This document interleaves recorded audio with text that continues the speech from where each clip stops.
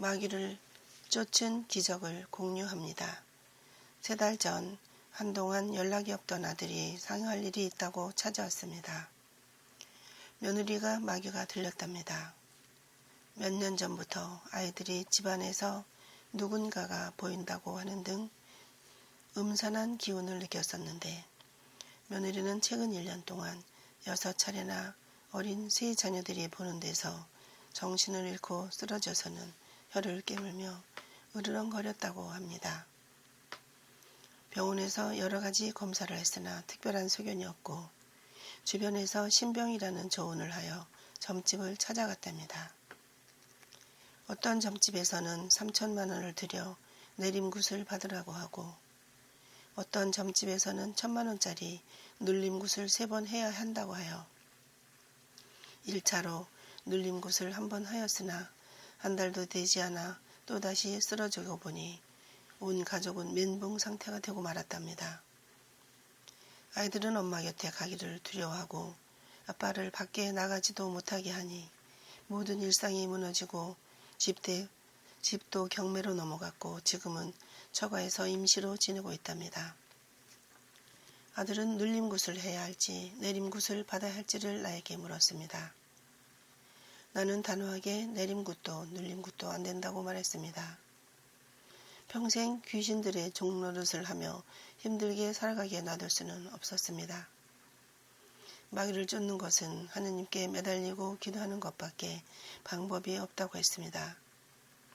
성령이나 구모에 관한 쪽은 개신교가 강한 것 같아서 교회에 가서 안수를 받아보라고 했습니다. 아는 곳이 없다며 소개해달라고 하여 구모 기도를 잘 한다는 교회의 신도를 통해 안수를 부탁해 보았으나 자신의 교회의 신도에게만 안수 기도를 해준다는 말을 들었습니다. 그러다 문득 내가 다니는 성당에서 부주임 신부님이 신자들의 고충 상담을 해준다는 공고문을 본 게 생각났습니다. 성당 사무실에 바로 가서 상담 신청을 했더니 다음 날로 상담 시간을 잡아주었습니다. 다음 날 오전에 상담을 마친 아들이 전화를 해왔습니다. 신부님은 어느 곳이든 성당에 다니라고 했답니다. 혹시 부모님 집으로 와서 이곳 성당에 다니게 되면 여러 가지 도움을 주시겠다고 했답니다. 아들은 저녁 때 며느리와 애들을 데리고 방문하겠다고 했습니다. 저녁 때 집으로 찾아온 아들은 식탁에 앉자마자 엉엉 울며 살려달라고 했습니다.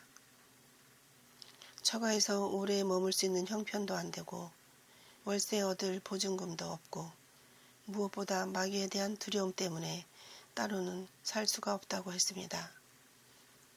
방 한 칸만 내주면 족하다고 했습니다. 그동안 연락도 없던 알거지가 된 아들 식솔 5명이 갑자기 70이 넘은 노부부를 찾아와 살려달라고 하는데 앞이 캄캄했습니다.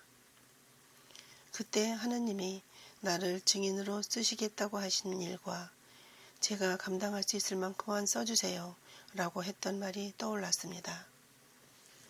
그리고 아들이 살아계신 하느님을 깨닫게 해달라고 그리고 며느리에게서 마귀를 쫓아내달라고 그동안 계속 기도를 해왔는데 그래 내가 너에게 보내니 네가 그렇게 해보아라.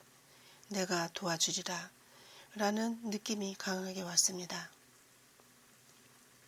하느님의 뜻이라면 무조건 해야 했습니다. 아들 며느리에게 내가 하라는 대로 다 할 것을 약속받고 내 품에 날아든 새가족 5마리를 받아들였습니다.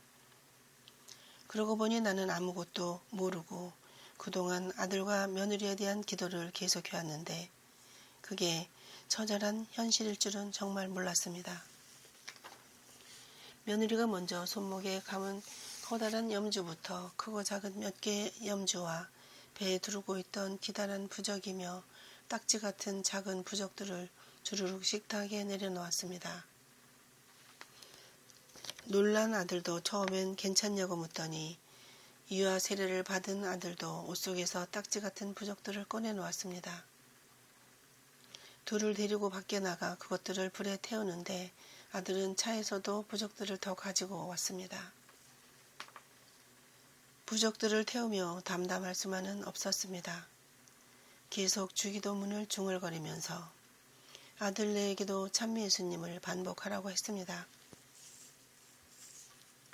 집에 들어와 친정에 가서 당장 필요한 것들을 챙겨와야겠다던 며느리는 또 쓰러지게 될까봐 두려움에 선뜻 나서지 못했습니다. 그래서 묵주를 한 개씩 나누어 주었습니다. 아직 기도를 할 줄 모르니까 두려운 마음이 들면 예수님 도와주세요, 성모님 도와주세요를 반복하라고 했습니다. 어른의 할 것 없이 부적처럼 묵주를 목에 걸었습니다. 며느리는 목에 묵주를 걸고 아들과 무사히 친정에 다녀왔습니다. 그리고 그날 저녁부터 마귀를 쫓기 위한 기도가 시작되었습니다. 오직 성경을 믿고 예수님께서 오직 기도만이 마귀를 쫓으시다고 하신 말씀을 믿고 내가 아는 지식을 총동원하여 기도를 이끌었습니다. 세 가족의 눈망울은 하나같이 내 눈을 뚫을 듯이 초롱초롱 빛났습니다.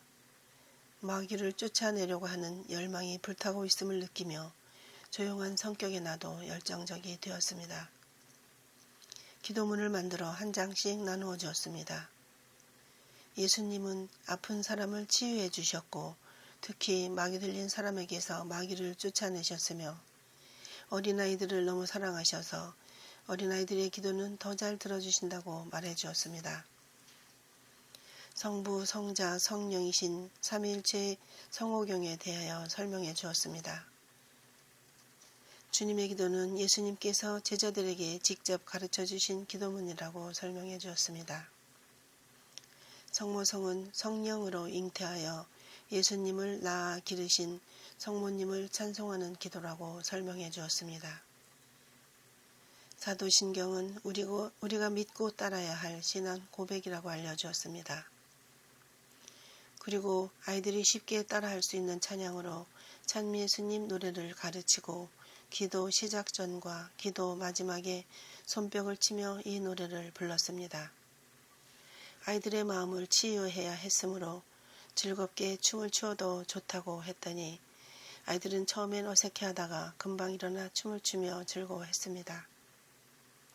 신약성경을 매일 1장씩 읽는데 막내 손녀는 글을 모르므로 새가족 5명과 나까지 5명이 2달러씩 돌아가면서 읽습니다. 그리고 마지막에 내가 하는 한 해설을 해줍니다. 그 다음 돌아가면서 개인 기도를 합니다. 그리고 주목경을 바칩니다. 그리고 구마경을 합니다. 큰 소리로 매일 10번씩 외치다가 2달이 넘은 뒤로는 5번씩만 합니다. 예수의 이름으로 명령한다. 사탄아 물러가라. 그리스도에게로 가라. 마지막으로 찬미 예수님 노래를 하고 두 손을 하늘로 뻗어 알렐루야 하느님 감사합니다 하고는 알렐루야를 대략 1분 미만으로 하고 싶은 만큼 반복하고 기도를 마칩니다. 글을 모르는 5살짜리 막내도 모든 기도를 다 애웁니다. 개인 기도도 아주 잘합니다. 기도를 시작한 지 딱 2주 되는 날 마귀는 며느리에게 아주 약하게 힘없는 발작을 하고는 떠나갔습니다. 그 후 아들과 며느리는 신부님께 집중 면담 교리를 2차례 받고 혼배 성사를 받았습니다. 5살, 8살짜리 두 소녀는 그때 유아 세례를 받았습니다. 며느리와 손자도 몇 달 후면 세례 성사를 받습니다. 성가정이 탄생했습니다. 하느님은 살아계십니다. 우리는 이겼습니다. 하느님께서 우리를 지켜주십니다. 하느님 감사드립니다. 깨끗이 치워진 집에 또다시 마귀가 찾아오지 못하도록 우리의 기도는 여전히 매일 진행 중입니다. 감사합니다.